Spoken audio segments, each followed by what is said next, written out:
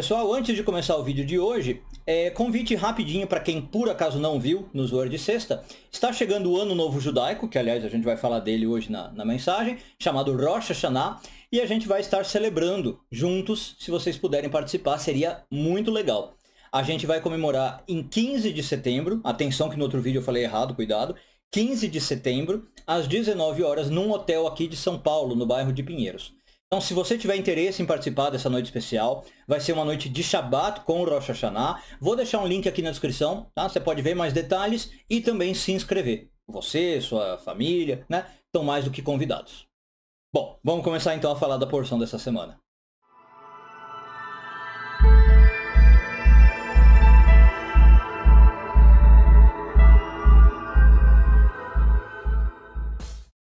Tem uma história que aparece no Zohar que diz o seguinte. Tinha um grupo de sábios que estava caminhando ali pela estrada e eles se depararam com um grupo de militares romanos que estavam vindo na direção oposta. E aí os sábios perguntaram para esses soldados, né? De onde que vocês estão voltando? Eles viram que os soldados estavam ali cansados. De onde que vocês estão voltando? E os soldados responderam, voltamos de lutar na Grande Guerra, né? E os sábios começaram a rir. E falaram para eles, a verdadeira guerra que vocês têm que lutar, a verdadeira grande guerra, nem começou ainda. A verdadeira guerra espera por cada um de nós ao chegar em casa e ocorre dentro de nós mesmos, né? Então vocês estão voltando da guerra, agora que vocês vão ver o que é a guerra mesmo. Bom, por que eu estou contando essa história? No início da porção dessa semana da Torá, a gente tem uma lei que diz, uma lei que ficou conhecida como a da mulher bonita, né? Que ela diz o seguinte, mais ou menos. Se você sair para a guerra contra seus inimigos e o Senhor teu Deus entregar esses inimigos na sua mão, né? Ou seja, você ganhar a guerra, você vai tomar os cativos desses inimigos, tá? E talvez você encontre uma bela mulher. A mulher é a fator. E se você a desejar, você pode tomá-la para si como esposa. Então essa é uma lei que aparece em Deuteronômio 21, 10, 11. Lendo o versículo assim, parece que a Torá está falando que um soldado, durante a guerra, não precisa ter padrões muito elevados lá de ética ou de moral, né? E que se ele tiver lá no meio da guerra um desejo passional, sexual, né, no caso, ele pode se render a esse desejo, pode pegar a mulher que ele gostou e não precisa de autocontrole algum. Obviamente, quando a gente lê o versículo desse modo, né, esse tipo de leitura incomodou os sábios, os comentaristas. E eles falaram, não pode ser isso que a Torá está querendo dizer. Obviamente que a Torá não está advogando isso. Então, quando chega, por exemplo, nessa parte do texto, Urashi, que é o comentarista por excelência, né, ele diz o seguinte, a Escritura, ao permitir esse casamento do soldado com a cativa, está impondo uma lei contra a inclinação ao mal, ou a má inclinação, que leva o soldado a desejar essa mulher.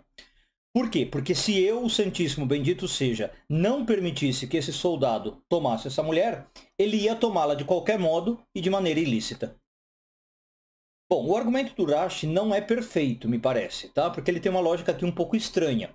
O Urashi está dizendo o seguinte, Deus permitiu o casamento porque se ele não permitisse, o soldado ia fazer assim mesmo, né? Ia pegar aquela mulher de qualquer modo. Ou seja, o problema aqui no comentário do Urashi é que fica parecendo que Deus estabelece as leis da Torá influenciado pelos desejos humanos, né? E se a gente não consegue ter autocontrole de algo, é melhor permitir. Deus preferiu permitir. Se a gente seguisse nessa lógica, né, se fosse assim, a gente poderia permitir o adultério pelo mesmo motivo. Já que você não vai conseguir aguentar, né, você vai ver uma mulher casada interessante, você vai lá, então eu vou permitir. Mas mesmo com essa falácia aí, vamos chamar assim, no pensamento do Urashi, Urashi traz algo importante sobre o motivo da lei, né? Por que ela foi estabelecida. E ele diz, vamos lembrar, que ela foi estabelecida para servir contra a inclinação para o mal, né? A má inclinação, que a gente chama de Yetzer Hara. A partir do comentário do Urashi, então, e aí ligando com a história que eu contei no começo, a gente chega a concluir que esse sair para a guerra, de que a porção está falando, é sair para a única guerra real que realmente existe na nossa vida. Ou seja, a guerra contra os nossos próprios desejos, né, e contra as vontades. E que às vezes esses desejos são tão egoístas a ponto de não levarem mais nada em consideração. A má inclinação que o Urashi está falando aqui é aquele lado nosso que pensa mais ou menos assim.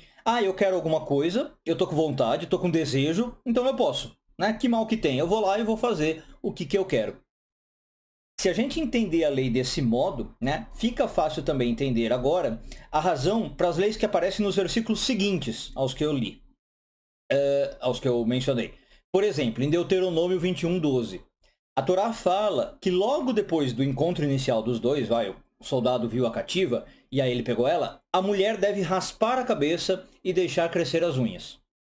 Certamente aqui uma visão nada atraente da mulher, né? E o versículo seguinte, o versículo 13, explica ainda que essa mulher que foi tomada deve ficar chorando incessantemente pelos pais mortos durante a guerra por 30 dias. E sempre diante do captor, né? Diante do soldado.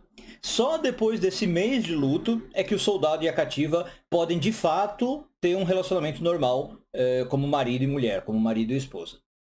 Então, vamos pensar aqui. Me parece, né? Não sei, que depois de passar um mês com uma mulher chorando diariamente, qualquer homem repensaria a vontade de casar com ela. Aquele desejo inicial. Por que ele repensaria? Ou por sentir dó do que ele fez, por exemplo, lembrar que ele, como soldado, foi responsável por aquela mulher ter perdido os pais e ter sido feito prisioneira e agora está ali chorando, né? Ou perde interesse porque a cena realmente não é lá a mais agradável e a mais romântica, né? Você ter uma mulher chorando por 30 dias. Então, nesse sentido, a gente pode pensar o quê? Que a Torá, na verdade, está permitindo esse casamento, tá? Mas também está esperando essa reação do homem. Ó, você pegou a mulher, tá, leva e pode. Mas depois eu espero essa reação de você. A Torá permitiu pegar essa mulher cativa, mas depois prescreve toda uma ação correta, todo um ritual que tem que ser feito, né? Para que o homem não mais deseje a mulher como esposa, embora ele tenha pego ela. Né? Ou em outras palavras, a Torá está tentando fazer com que ele repense o seu desejo. Percebe? E que seu primeiro ato impulsivo, egoísta, da má inclinação, seja trabalhado. O que a Torá está tentando fazer é reverter a incapacidade de controle emocional que o soldado teve lá no primeiro momento, lá na guerra.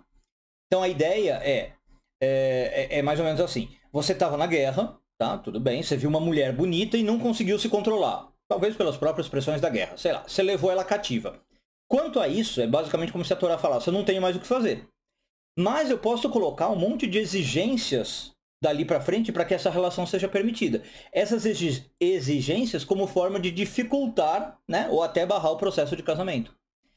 E aí, com isso, a gente aprende aqui uma tremenda lição sobre o ser humano e sobre os seus desejos. Né?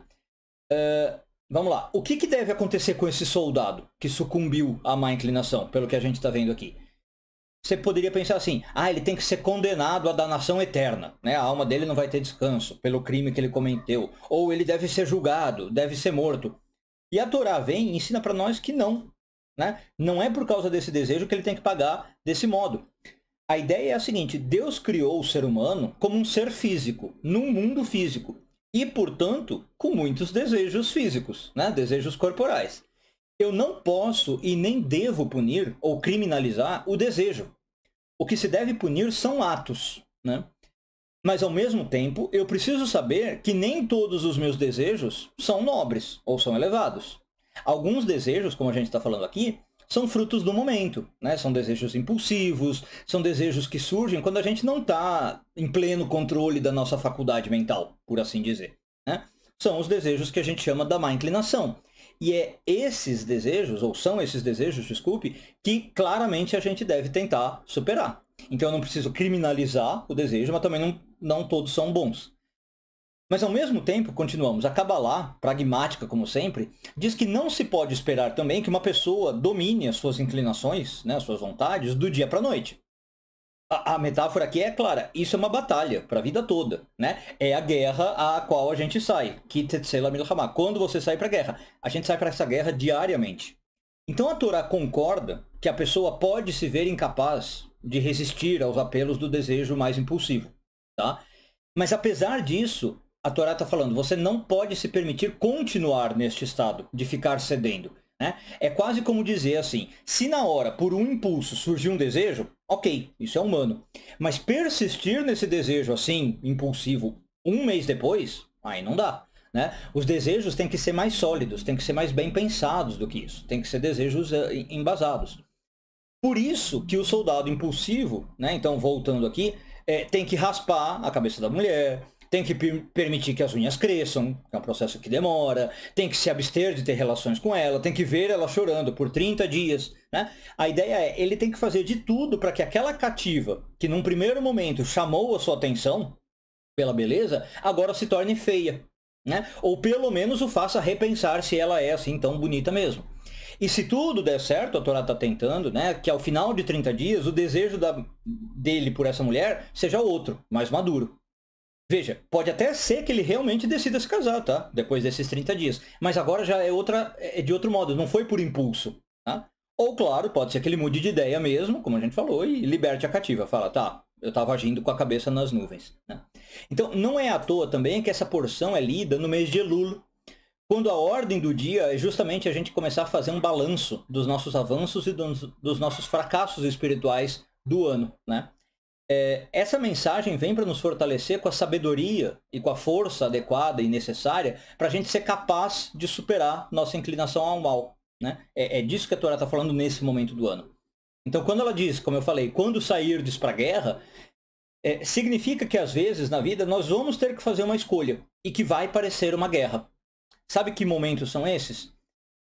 Aqueles momentos da vida que talvez nos surja uma tentação. A mulher aqui está representando essa tentação, né?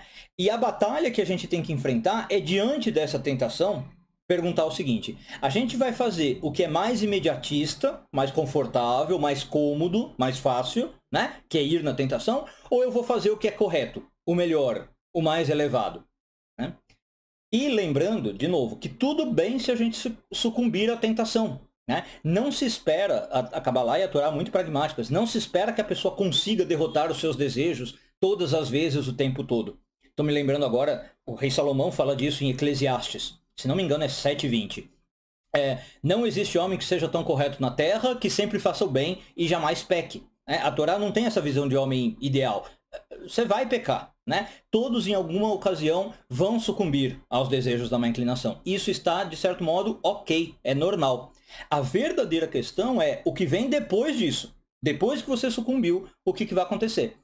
Então, a pessoa que sucumbiu vai se render às suas fraquezas, vai se resignar à noção de que ela não tem chance alguma contra a inclinação dela, de que tudo está perdido, que ela é fraca, que ela perdeu a guerra contra a má inclinação, né? Que a vontade é maior do que ela, ou ela vai reconhecer o erro, mas não vai ter essa atitude derrotista, né? Ela vai se reerguer com mais determinação e mais disposta a melhorar, a se aperfeiçoar, e acreditando aquela velha coisa, né? Que talvez eu perdi a batalha, mas eu ainda posso vencer a guerra. Qual vai ser a atitude dessa pessoa, né? Ela vai ficar ali num estado de culpa, de martírio, de autocondenação, né? Ou ela vai entender que, eu cometo erros, acontece, só que eu vou aprender com esses erros para garantir vitórias no futuro, para não ter que cair nesse erro de novo. Então, é exatamente sobre isso que a gente deve pensar. Em especial, como eu falei, nessa época do ano que nós estamos, que está se aproximando o ano novo, o Rosh Hashanah, né? Mas também ao longo da nossa vida como um todo. Uma boa semana a todos, Shavua Tov e tudo de bom.